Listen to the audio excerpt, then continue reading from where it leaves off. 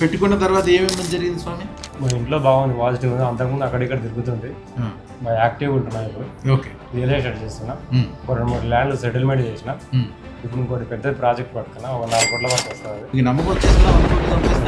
ఈజీగా సంపాదిస్తుంది. ఈజీ అద్భుతంగా ఉందా లైఫ్? ఉంది సార్.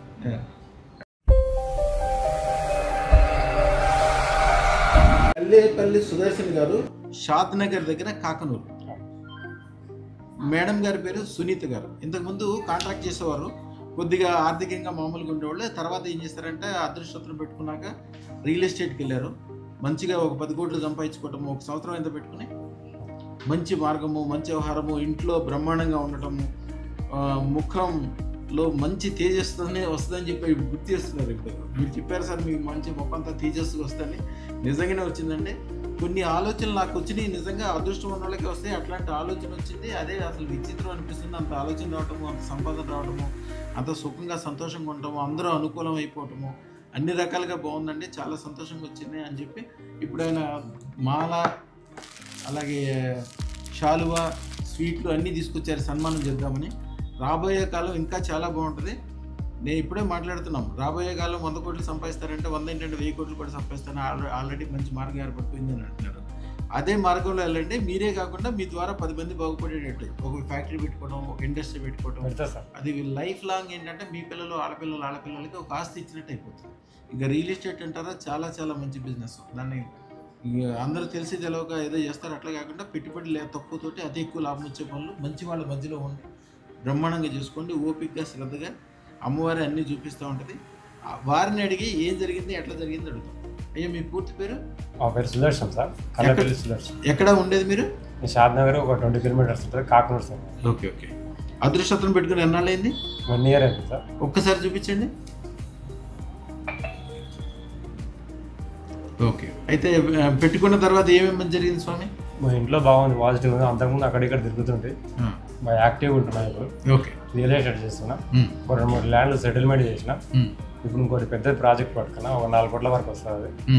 అది ఓకే అయితే మీ దగ్గర 5 లక్షల వరకు పెట్టుకుంటే సార్. ఓకే, ఇక నెమ్మదిగా ఉన్ని 100 కోట్ల పనులు, 1000 కోట్ల పనులు అట్లాంటివి ఏంటి అనుకుంటే, రియల్ ఎస్టేట్లో మీ మనసులో ఏదనుకుంటే అది అయ్యేటట్లు చేయటమే అమ్మవారి పని.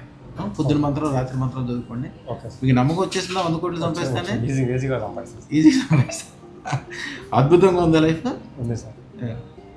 ఇంకా మీకు ఇంకా అద్భుతంగా ఉంటుంది. మీకే కాకుండా మీ వెనకాల ఉన్నవాళ్ళు, మీరంటే ఇష్టపడేవాళ్ళు, మీకు దండం పెట్టేవాళ్ళు అందరూ బాగుపడతారు. మీకు ఎవరైనా మోసం చేద్దాం అనుకున్నా, ఇబ్బంది పెడతామన్నా వాళ్ళకి ఇబ్బంది అవుతుంది. కానీ మీకు మాత్రం రాత్రిపూట ఏమనుకుంటే అది తెల్లారి పట్టుకెళ్ళి అయిపోతూ ఉంటుంది. అన్ని రకాలుగా మంచి జరుగుతూ ఉంటుంది.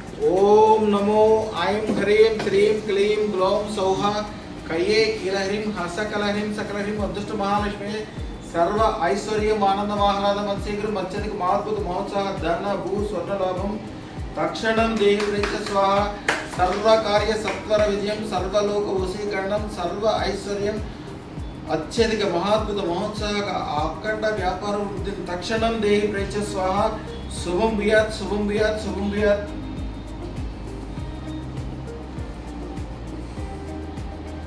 ముందు 10 కిలోల బంగారం కొనండి. 11వ కిలో బంగారం అమ్మవారికి ఇస్తాను, మొక్కుకోండి.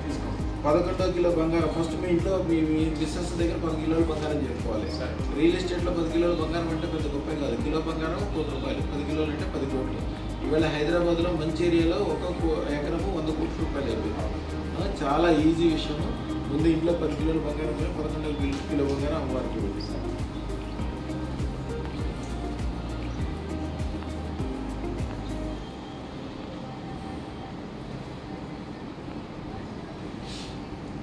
ఓం నమో ఐం హ్రీం శ్రీం క్లీం గ్లౌం సౌహ కయ్యే కిలహ్రీం అసంకలహ్రీం సకలహ్రీం అదృష్ట మహాలక్ష్మి సర్వ ఐశ్వర్యం ఆనందం ఆహ్లాదం అత్శీఘ్రం అత్యధిక మహాద్భుత మహోత్సాహ ధన భూ స్వర్ణ లాభం తక్షణం దేహి ప్రేత స్వాహ శుభం బియాత్ శుభం బియాత్ శుభం బియాత్.